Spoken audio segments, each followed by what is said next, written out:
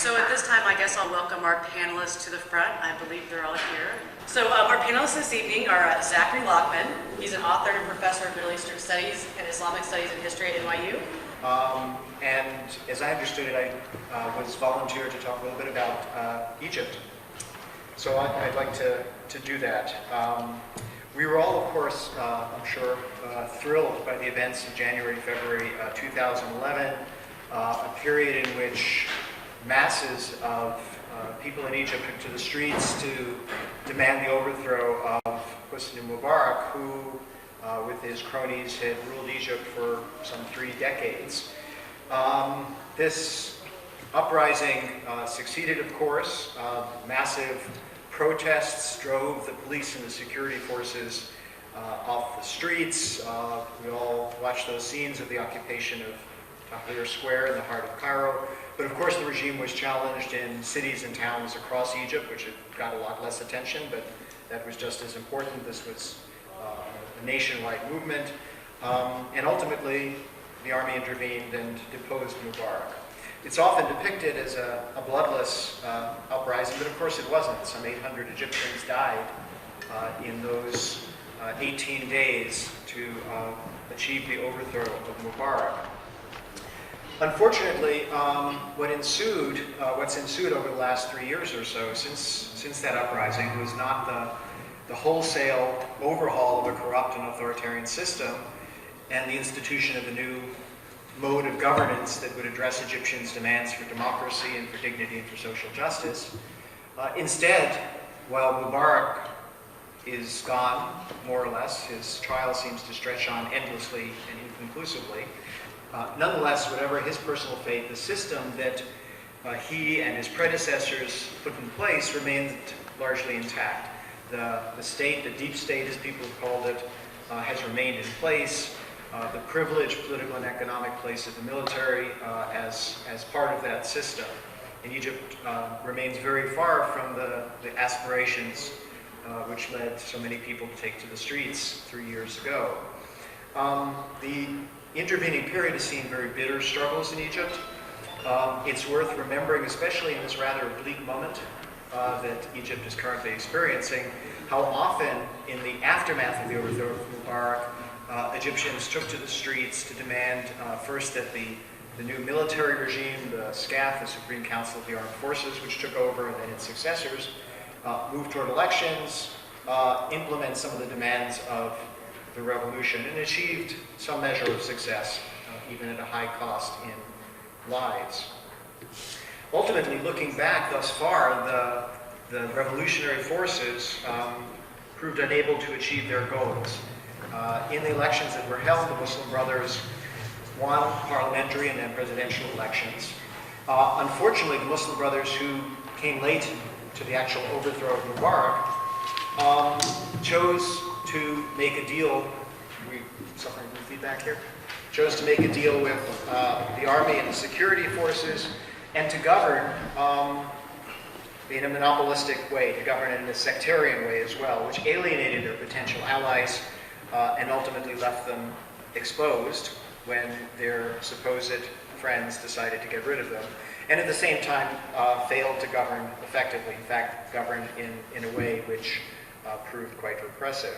And this enabled, over the course of 2013, in the first half of 2013, the military and security apparatus, the old regime, in a sense, the Mubarak system without Mubarak, to regroup and plan and execute a coup. That coup was carried out last summer. It was accompanied by the mobilization of vast numbers of people, of genuine popular protests against Morsi. And we don't want to question the sincerity of the huge numbers of people who came out into the streets in protest against the Morsi government and the rule of the Muslim Brothers. They expressed their genuine unhappiness with that regime, but this provided cover for the military to intervene, depose Morsi, and impose a new army-backed regime. And that regime last summer perpetrated really the most horrific massacres in Egypt's history, including the killing of some 1,000 largely peaceful protesters staging sit-ins against the coup in several public squares, and massive repression on a scale which in many respects exceeds that of the Mubarak regime, and certainly in the level of just brute force of violence, a willingness to shoot people down in the streets is really pretty unprecedented in modern Egyptian history.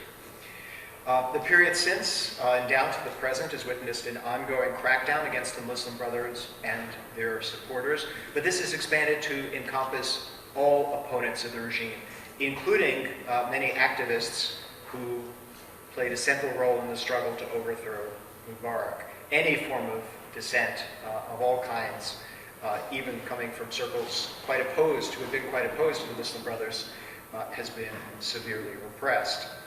The Muslim Brothers, as a movement, which whatever one thinks of them, and I don't share their politics, nonetheless has a significant base of support among Egyptians, has been declared a terrorist organization.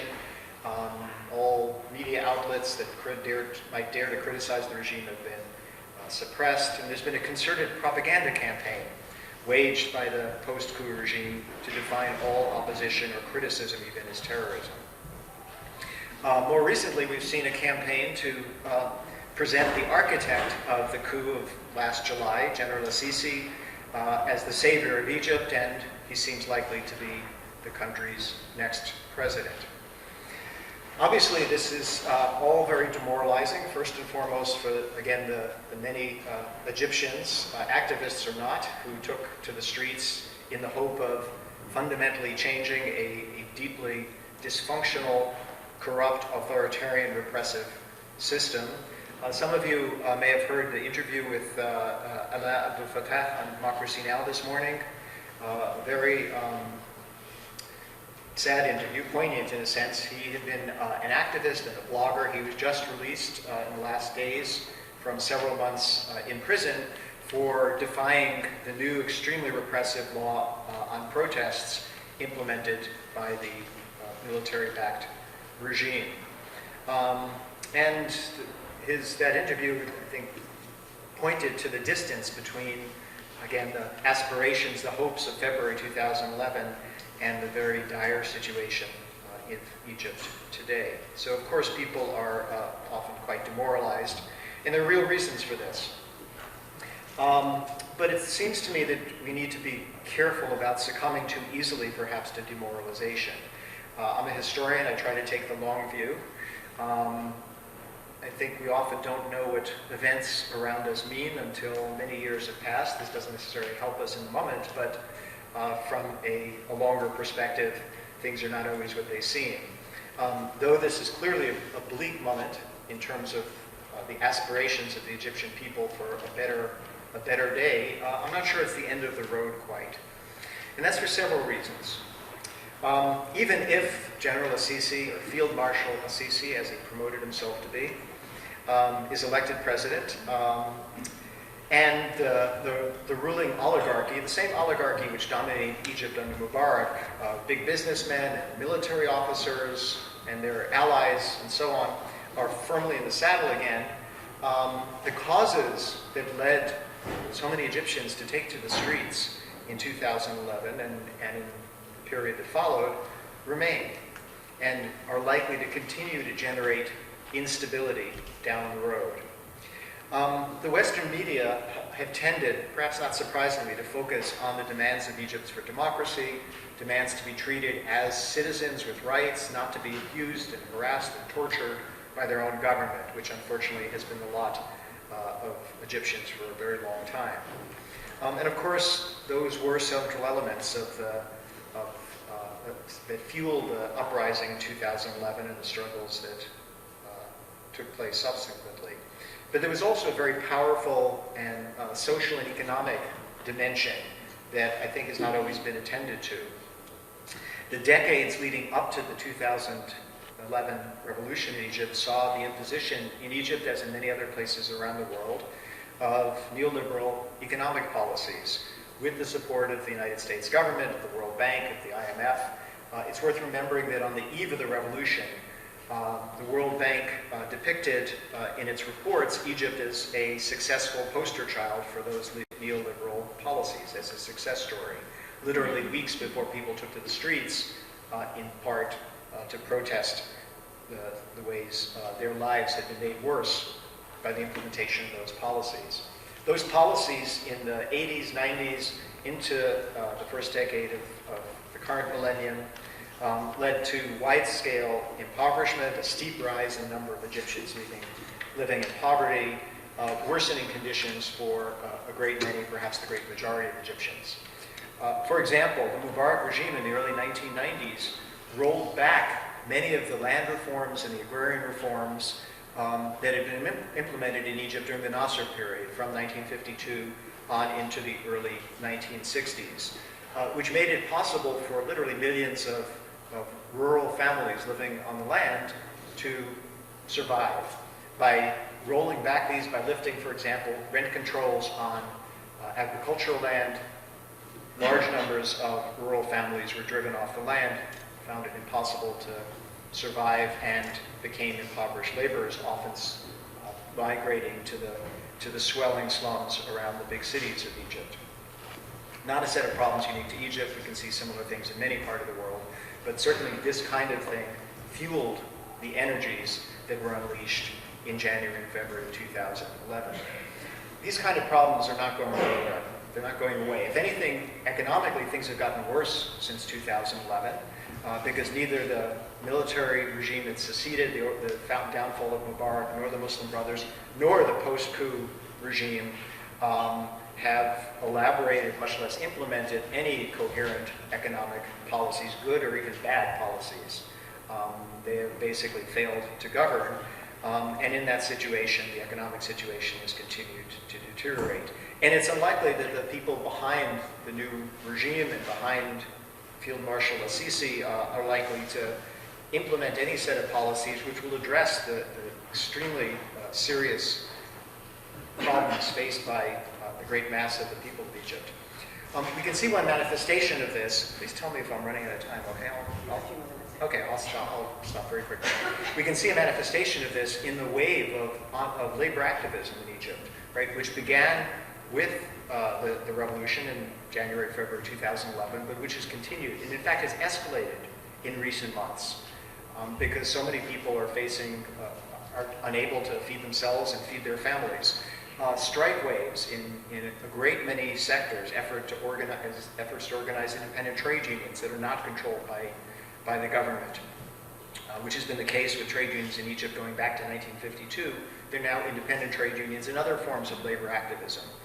The current regime is extremely unhappy about this, keeps making threats, is arresting people on a small scale, but has been unable to suppress this.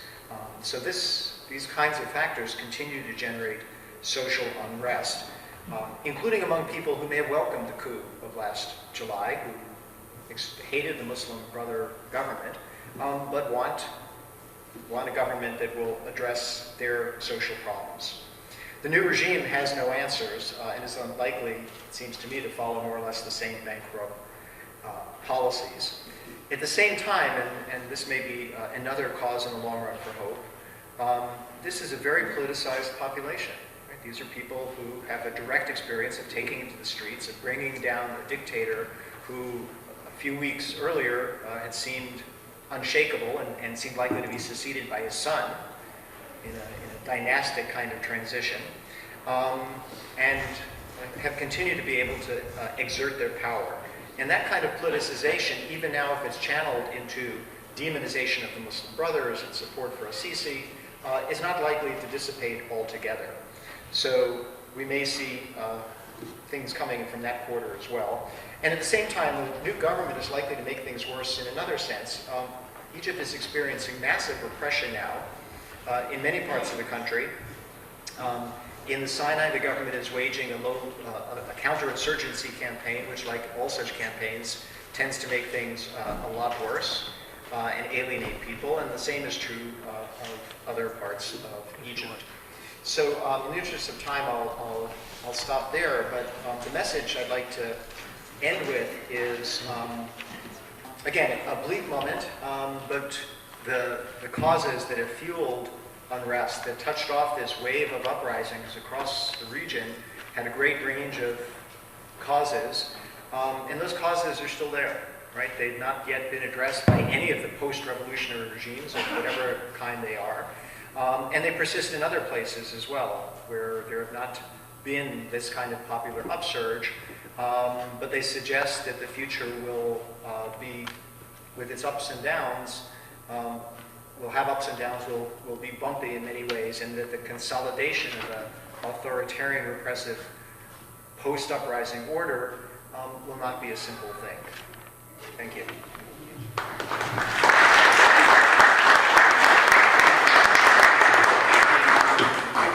My name is Tom Cox. He asked about possible U.S. and Israeli involvement Yes. in the overthrow of the Morsi government. I don't think there's much evidence of either, actually. I think the Israelis really have nothing to do with this. It's really essentially Egyptian forces. In Egypt, actually, there were a lot of people, including the post-Morsi regime, which attacked the United States for too closely supporting Morsi as they saw it, accurately or not, and argued that the United States under the Obama administration was cozying up to the Muslim Brothers, was insufficiently critical, hostile, whatever. I suspect the Obama administration has scrambled from day one about how to deal with all of these uprisings. They were taken by surprise. They were perfectly content with the authoritarian structure of power that had endured in this region for a very long time. Even Gaddafi, right, had been accepted into the fold again after 2005, right? He'd gotten rid of his chemical weapons, trade deals, oil deals, everyone was happy. And then when this uprising erupted, the United States and the European Union and others had to then figure out what to do about it. And we've seen in Syria, right, everybody's deeply involved, but they want to get involved in certain kinds of ways. So in terms of the United States, I think there's been a lot of ambivalence, right? And relations are actually tenser between the United States and the post-Morsi regime than they were with Morsi. So this doesn't suggest to me the United States was busy behind the scenes manipulating this. There are elements in Egypt perfectly capable, as we've seen, of organizing this on their own. Again, with a lot of genuine popular sentiment, there was widespread unhappiness, to put it mildly, with the Muslim Brotherhood government for all sorts of understandable reasons. And Morsi and his movement alienated lots and lots of Egyptians by their actions, by their inactions, quite understandably. But it was essentially a constellation of forces in the military and elsewhere in Egypt who, at least as I understand it, orchestrated the overthrow of Morsi and then put in place a government whose relations with the United States are a little bit dicey. Right? Which brings us, if I could just add one more element. President Obama was just in Saudi Arabia, right? So here is perhaps the most retrograde regime of them all in the region, right? And the most repressive regime internally by pretty much only any measure, and among the most reactionary regimes on the face of the earth, frankly, right? There was not a word out of the President Obama about human rights, about any of the kind of things one might have liked to hear, unreasonably perhaps, or expected to hear. But there too, the relations are tense, and I think we have to be very careful about seeing, people in the White House pulling all the strings and giving orders, right? Because the ruling elements in Egypt or Saudi Arabia or elsewhere, Israel for that matter, right? Which has successfully defied the ostensible will of the United States forever, right? Now, the United States clearly lets them get away with it, but it suggests it's not, nobody can give orders from Washington, everybody falls into line. I think that applies to Egypt, it applies to Saudi Arabia, which is deeply unhappy, as is Israel, that the Obama administration has been negotiating with Iran. Right? They want the United States to take the Iranian regime out for them and solve the problem that way, and they're not happy there's these negotiations going on. And there are conflicts about Syria, there are conflicts about a range of issues which they have or have not worked out. So again, it's by way of saying we have to respect the complexity in the fact that these ruling groups, often deeply reprehensible, have some degree of autonomy, especially since I think we live in a period when America's ability to control things, the American empire, is in many ways on the decline, right? Is unable to do the kinds of things that 10, 20 years ago, or 30 years ago, it was more able to do. It's still there, it's still the dominant outside power, but it clearly doesn't call the shots. And even when President Obama wanted to do that military strike, right, he faced a lot of opposition, right? And the British Parliament said, no, we're not doing this. And a lot of people in this country said, no, we're not doing this, from across the political spectrum. And he was bailed out by President Putin of Russia, who saved his butt, frankly, on this issue. And this suggests to me at least a measure of decline in America's ability to enforce its will, whatever that is. Thank you. Okay, so I think you're next. I was wondering in Egypt or anywhere else, is there like a progressive third force that become an institution that could fight for power from both the military and from the Muslim Brotherhood? You know? Well, there's certainly such people and such elements who, from day one, fought to realize the aspirations of the uprising of January, February 2011 consistently. Remember, first they fought against a military-dominated regime, right? And then some of them supported in the presidential election, the election of Morsi, because the alternative was a former hack of the Mubarak regime. So Morsi seemed a better alternative and won very narrowly. But very quickly they were back in the streets protesting fighting the Morsi regime, and sometimes being killed or injured for that. After the coup of last July, that space became much, much smaller. It became extremely difficult because there was partly orchestrated, partly genuine, at least in my opinion, a vast outpouring of animosity toward the Muslim Brotherhood regime. And again, the Muslim Brothers are now denounced as terrorism, nonstop on Egyptian television and radio. It's been a real massive demonization and delegitimization of the Muslim Brothers, whatever one thinks of them. But there's still people trying with great difficulty and at great personal cost, including being imprisoned, being shot, on and on, to keep that space open, where they can denounce both the current regime and Assisi and what he stands for, and the Muslim Brothers, and try to argue that there needs to be a third way. There's been limited I think they've had a limited audience. I think there's some reason at least to be hopeful that in the months and years ahead they will find more of an audience, because again, the basic problems haven't gone away. And neither the Muslim Brothers nor this new regime is able or even very interested in addressing the problems of the vast majority of people in Egypt. The question is, David spoke briefly about the bad role of partition in, you're mainly referring to the 1948 partitions. But my question has to do with the partitions that took place, I guess, at the end of World War I, where the Ottoman Empire crumbled, and then this whole region was divided up by colonialism. And then when the colonial powers withdrew, they further divided and partitioned according to principles that would enable them, it seems to me, afterwards to come in or to foster the most amount of disagreements within the population. So I'm wondering, I know this is a huge topic, but I'm wondering if somebody could address it briefly and maybe recommend something that we can read on that subject, because it seems to me that when you're trying to deal with present-day tensions in the region, a lot of it has to be accounted for by what happened then. Well, I'll try to answer as the token historian up here, I guess. Of course, you're quite right. The boundaries of the Middle East, the states as they were carved out essentially by Britain and France. The Arab states established, or entities established, which became independent states much later, at the end of the First World War. And those boundaries were drawn for the interests of the colonial powers.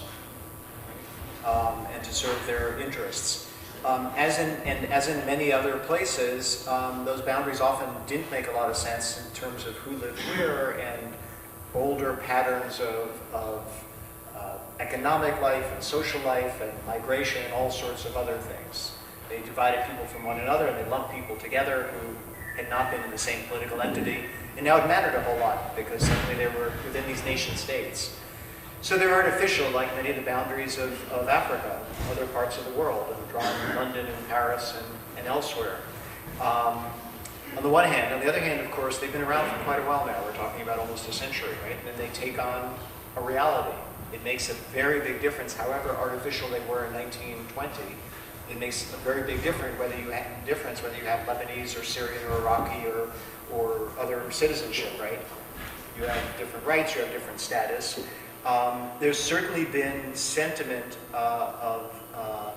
to at times overcome these boundaries, but efforts to dissolve them, to make them go away, haven't proven very successful. And what you have instead is a series of nation states, the ruling elements of each guard their power, guard their privilege, and often treat even the fellow Arabs who are non-citizens in awful ways, right? In complicated patterns, right? So it seems to me that overcoming this would ultimately take the success of the same kinds of movements which challenge the old order. It's not going to be done from the top down. It's not going to be done by merging countries. It's not Saddam Hussein occupying Kuwait and declaring it part of Iraq or whatever, right?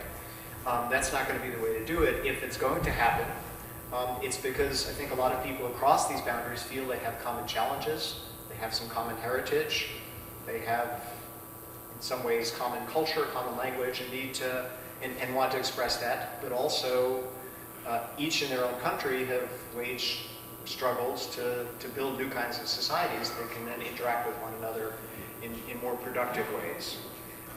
It's certainly true that some of the problems, at least, of the current day stem from those boundaries, but they also stem from the post-independent regimes' inability, refusal, unwillingness to accommodate, for example, ethnic and religious diversity, right? So that the Iraqi regime dominated its Kurdish minority and often deprived it of rights, and under Saddam massacred huge numbers of people. And the Syrian regime did the same to some of its minorities, and we can multiply examples. The Saudi regime treats its Shia minority horrifically, right, in the name of its particular version of Islam, and so on. So it seems to me it's really about the need to find ways for these societies to recognize their irreducible pluralism and find ways for people to live together with their differences, which will again mean a struggle for democracy, the struggle for social justice, and the other kinds of things which a great many people in the region aspire to. So I think we have time for maybe one more question. So, okay, David? I'll try to ask two questions. Okay. First, the United States gives many billions of dollars a year to the Egyptian military. And I'm wondering, in light of the coup, whether there's any sense that any of you have that there may actually be some opposition to that may be useful, and something that we in Brooklyn might want to participate in. My second question is more generally, there's an association with U.S. intelligence activities and drug running. And I'm wondering if that is in fact going on in places like Syria and Lebanon at this point as a way of funding some of the groups that the United States would like to see funded. So I'll listen to the answers.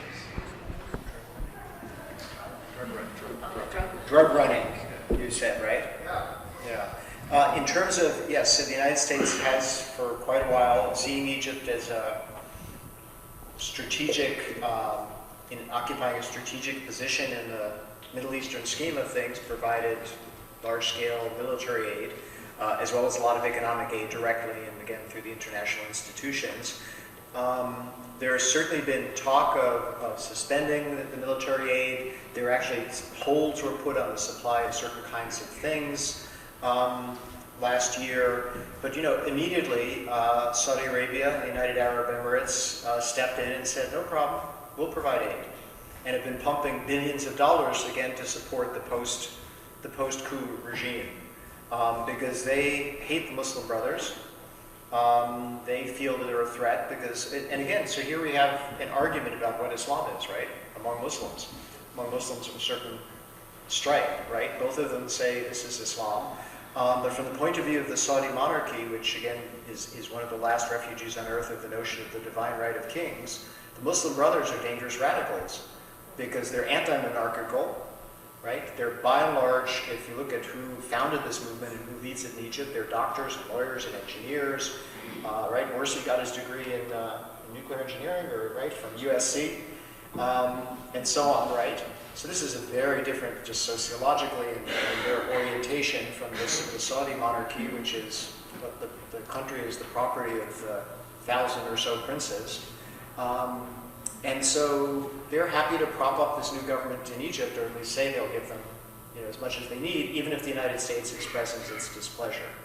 So it's again an indication of the very complicated constellation of forces, right? And with the United States scrambling to figure out how to maintain its relations, how to keep some negotiations going with Iran, because I think the Obama administration understands there's no military solution to this, with pressure from the Israelis on the one side and the Saudis on the other, and all the other kinds of things that are going on there. There has been talk of some kind of campaign to cut off U.S. military aid to Egypt. It might be something to explore, whether it's a practical and likely to be effective project or goal. I'm not sure about it. I'm not sure what impact it would really have on the situation in Egypt, given that they have other sources of support, at least for the time being. I would just add, if I might, it's not impossible that drug smuggling is being used as a way to raise money. It's certainly conceivable for the rebels inside Syria, right? And one thing, at least to understand about Syria, is this is a regional war by proxy, right? In which everyone is involved, right? As Maya pointed out, right? It's not that whether the United States is involved or isn't, it's been involved, right? It's been supplying aid directly and through its local allies to certain rebel factions. The Saudis have pumped in vast amounts of money to some of the same but also different rebel factions, including, again, some of the most nasty and retrograde and sectarian groups. And from their side, right, Iran has been pumping money to the government, supporting the government, of course, and supporting Hezbollah, which also supports the Syrian government. And Turkey has been deeply involved, right? So everybody's busy ripping apart Syria, fighting their battles at the expense of the Syrian people, with no clear outcome, at least for the time being. It's worth remembering that this country it was a while ago, but 750,000 people were killed, right, in this country's civil war, which dragged on, right, for 4 years. Situations are, of course, quite different. But it's clear that as long as there's this outside intervention and outside forces see a reason to keep this going and not try to find some way out of this, it's likely to drag on for the indefinite future. All right, thank you very much. So I think we're just about out of time. So I guess we'll say thank you to our panelists. Thank you to Zachary.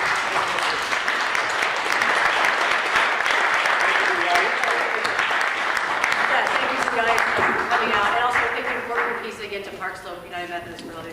I'm sorry, Lafayette Avenue Presbyterian Church really issued the space. You want to go to the